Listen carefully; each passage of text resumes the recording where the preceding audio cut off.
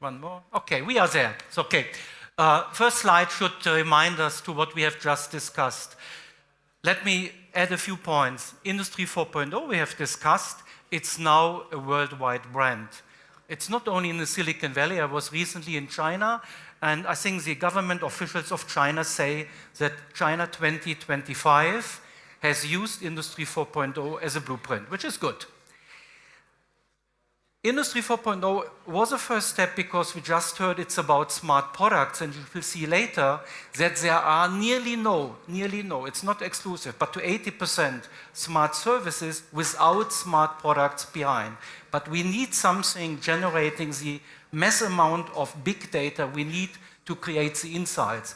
And to this, let's say, in a way that it's not expensive. You have to do it automatically, and that is through sensors equipped on smart products. On the other side, most companies today believe that the key goal of Industry 4.0 is optimization of production, which is fine, but not the biggest opportunity. It's about services and new business model, and that is a topic of the smart service world.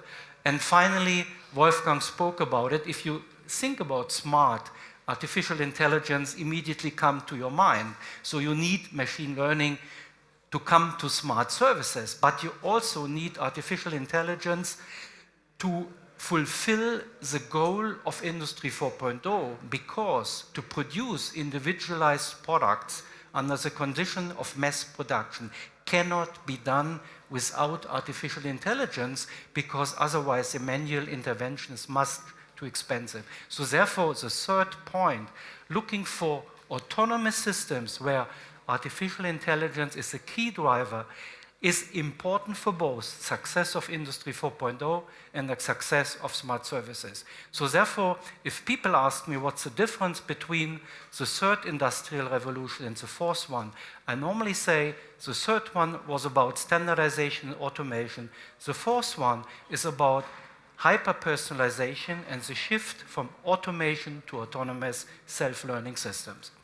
Now, I wanted to start with a simple example of, I believe, a very simple smart service which don't need too much technology behind. And it's based on a smart product, in this case a smart bin, which people are using in order, I would say, to improve the traditional replenishment process of C-part products like screws or whatever, to do the entire stuff completely automated.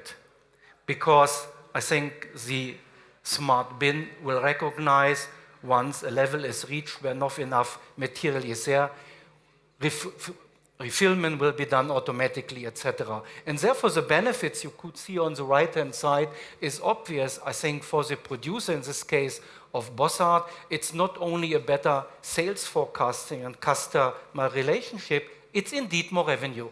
And they can prove this. So therefore, the question of Frank, can we create more revenue, in this simple example is proven. But it's a very simple one. And you see, the starting point are smart products. And therefore, I normally start the introduction with this old slide saying, what will happen if smart products leave the factory? Here we see smart factory. It's obvious that the smart factory of the future will create smart products. And your question is, there are no smart factories. What's about traditional ones? They can create smart products as well, by the way. And they will collect the data. Wolfgang spoke about it.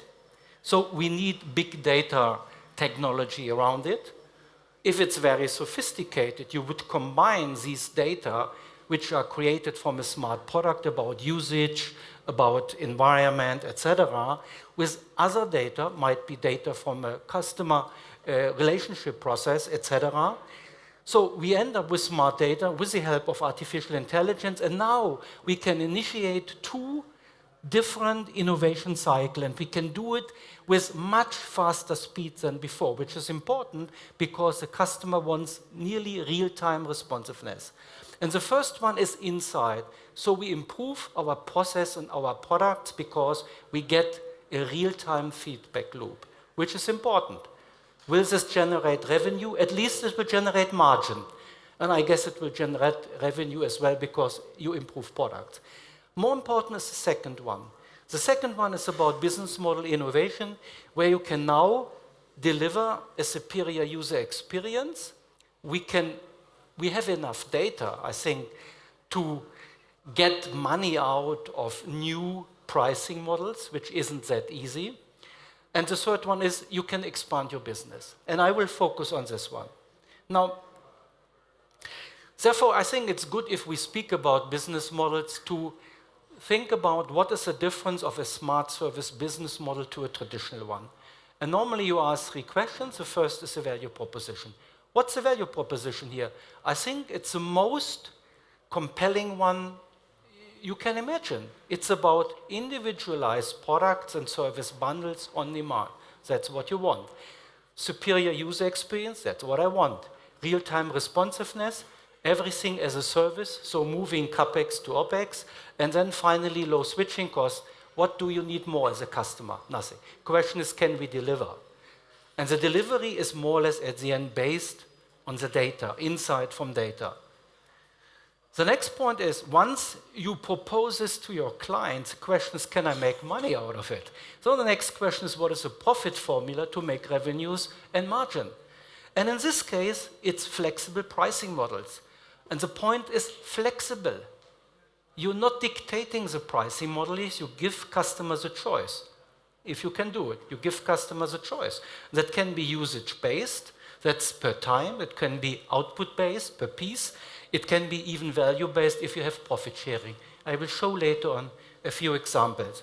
And finally, if you are a little bit advanced, you can think about the value of the data you generate, not for indirectly driving revenue, but might be you can use them to sell them to somebody else. And now we come to the final point. Okay, I know what I should do. Do I have the capabilities and the processes in place to generate or to create repeatable and scalable business? That's what it is. And in this case, and this is key, it's about digital platforms. You will not be able to generate repeatable and scalable business without digital platforms. Therefore, they are important. There are a lot of reasons for it. We might discuss it later. And the other point is, how can you as one company create individualized product and service bundles? You can't. Demand can change next day. So you need an ecosystem of complementers.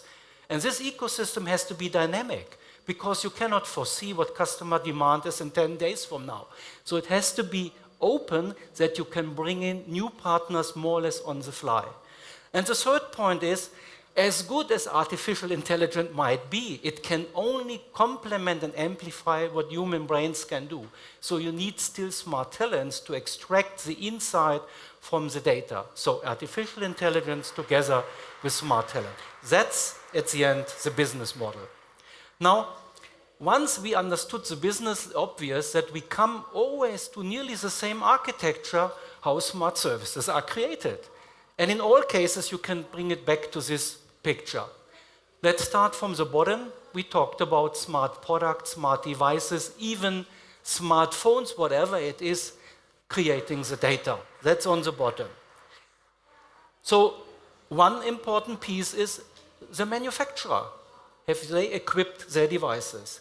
Now we come to the platform, where all these data are brought together, where we, let's say, combine them, where we put, I would say, always newest technology on top to the data. And now it's about blockchain. Artificial intelligence was mentioned. 5 years ago, it was about analytics. That's what the platform brings. And then on top, I think you can have an ecosystem of complementary service providers. It could be app stores, it could be marketplaces, data-rich marketplaces, it could be bots who answer a question, whatever it is. And finally, and that's important, I think it's about the active user. You know it from the B2C market, from the consumer market, because many of you will write recommendations, but it's a very low level, I would say, of co-creation. And I will later on show you a more advanced level of co-creation in the B2B space. But that's more or less the architecture. Now, what I have done to explain, I have picked 4 examples. Why? I have picked 2 German ones because people speak about IoT Platform, so Internet of Things platform, which is merging OT and IT. So one from the OT side, from the automation, that is Siemens, one from the IT side, that is SAP. And then I have picked two, one from Japan and one from China, just to show how people in other countries are thinking about it. So in this case, you know that Siemens has launched MindSphere platform, which is a kind of operating system which could support these kind of smart services, but could also support smart factory, smart city, what you like. And in this case, I think it's a good vehicle for a mid-sized company like Daimler to say, we are not able, let's say, to build a platform ourselves, but I can link all my products, all my machines to this platform, use the capabilities to extend the service to my client. For example, to avoid unexpected production losses, which is a kind of a smart service. They will change the monetization, pay per use, and the question is, what's about revenues? Now, for Siemens it's obvious, the more of those companies join the platform, the more money they make. That's scale. Question for Daimler? Now, obviously, I think they can now sell additional services to their client. They could even create their own ecosystem around it. Must not be the Siemens ecosystem. So it's a lot of opportunities. The second example comes from SAP, and I've picked a different one, the farming. We know we have FarmNet as well. And I've picked this because here it's not about one company, it's about a business network. It's about managing the business network you need, I think, to bring the best possible services to farmers. With all the machine providers for farming, for harvesting, for the cooperatives, let's say, and. So at the end of the day, it's the same structure like we have seen with Siemens, but it's about combining a business network and not just one company. And you see it here on the right-hand side. In this case, the example is not pay per time, but it's pay per hectare, so output. That's what I said. And if you look to the growth potential, it's obvious. I think for the farmers, they get so much insight that they can just, let's say, increase the productivity of hectare. And the supply chain, 25 to 30% of food goes down, by the way, from the acre into the store. So this is one thing. Well, for the platform provider, obvious, always the same. And for the other guys also, because at the end of the day, I think they are the ones selling these additional services to the farmers. Now come to Hitachi. It's about energy. And in this case, the question is if we will rely more on renewable energy, volatility is an issue. We know this. And therefore, the best energy service you can give to utilities or their customers is to say, I'm smart enough, if there are, let's say, abundance of electricity, too much electricity, or it's too low, whatever, I will help you to smoothen this out. Because today something that happens that just brings the, let's say, electricity is too much just, let's say, to warm the earth, which is not very, very smart. So at the end of the day, that can not only be done from the data they get from the consuming and generating devices. That's just one source of data. I need, if I want to trade now, let's say the additional amount of energy available, I need additional data for weather forecasting, that's obvious, but I also need access to the trading market. And that's not that easy. So you see that by enlarging the data sources which help me to generate smart services, you can, let's say, be even broader in the offerings. That's what they are doing. You see the monetization is pretty advanced. It's about profit sharing. In the meantime, you will see already people thinking about guaranteed profit, which is, I think, from my point of view, more or less the upper end. And the growth potential is obvious because for Hitachi it means that they can at the end sell complete energy management to the client.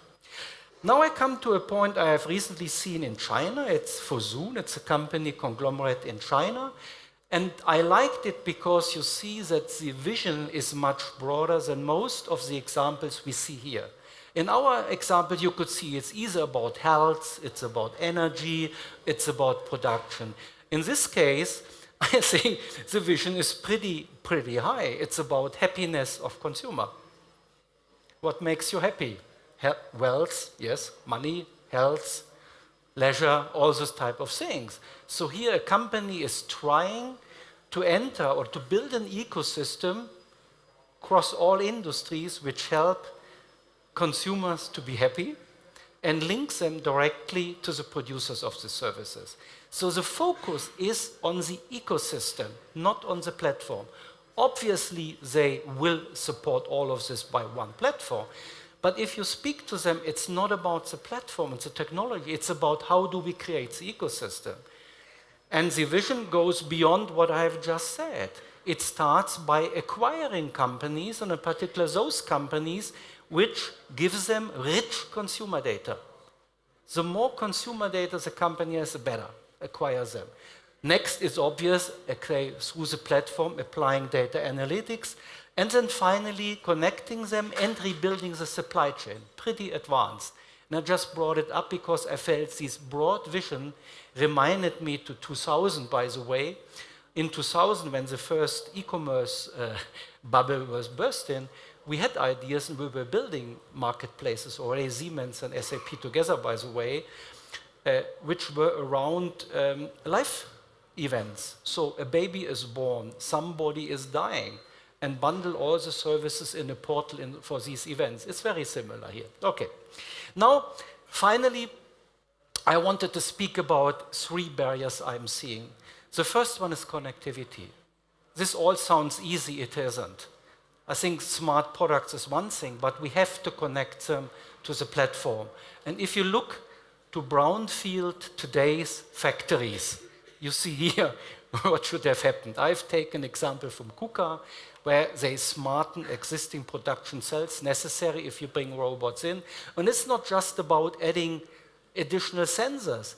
There are also connectivity boxes you can buy today. And then finally, you have done all of the things. You have to upload all the data into an edge cloud, so you have to balance between how much data should be processed locally, how much centrally in the cloud, etc. You can imagine that IT security is a big issue here because now you connect data from somebody else to a big company, so we'll not talk about it here. But the benefits are obvious. You increase transparency and the overall efficiency of the equipment. The second is co-creation. Many people are speaking about the digital twin in the context of Industry 4.0. This is nothing else than a virtual representation of all real objects, everything, every component, every device, everything. Once you have done it, you have a complete picture in a cyberspace, and what you can do is you can simulate the entire production process. You can even, let's say, use these and send the digital twin of a machine you are asked to produce to your client and let him simulate on this simulated machine his simulated product he wants to bring it to market. That's co-creation, because you get immediate real-time feedback what you should change in the machine because you really built them. And that is, I think, the key at the end in the B2B space. Finally, the third one, everybody is speaking about technology. I also like to speak about technology, but the real issue is the organization, is transforming the business, the change management. Just want to remind us, first of all, it's a cultural point. If everything will be delivered as a service, you transform a company from a product company to a service company. And I know what it means. He just mentioned at SAP when we, in my time, for the first time, tried to develop a product completely run in the cloud. And the first time, you ask all developers in, and they show the product, and then you ask, okay, show me the manual, how to install, etc. You see 10 folders, and then you just can say, that's not possible, it's just too expensive. Please design the product in a way that might be a third of one folder. That is so simple. So this shift is not easy. The second one is, from my personal experience, even worse. We all look for more revenues. Yeah, that will come in the future. But if I go for pay-per-usage, etc., revenue will go down. If you, instead of selling cars, lease cars, for 4 years your revenues goes down. Then business will go up, but cost stays there. So you can promise to the capital market that your revenues will go up, but you cannot show it for the next 2 or 3 years. So I know the answers I got at that time, that says come back in 3 years. So matching this, shifting traditional business in a new business will take time and has to be balanced. Organization flexibility, agile working, everything IT companies are doing enters now traditional business. People are not used to work this way.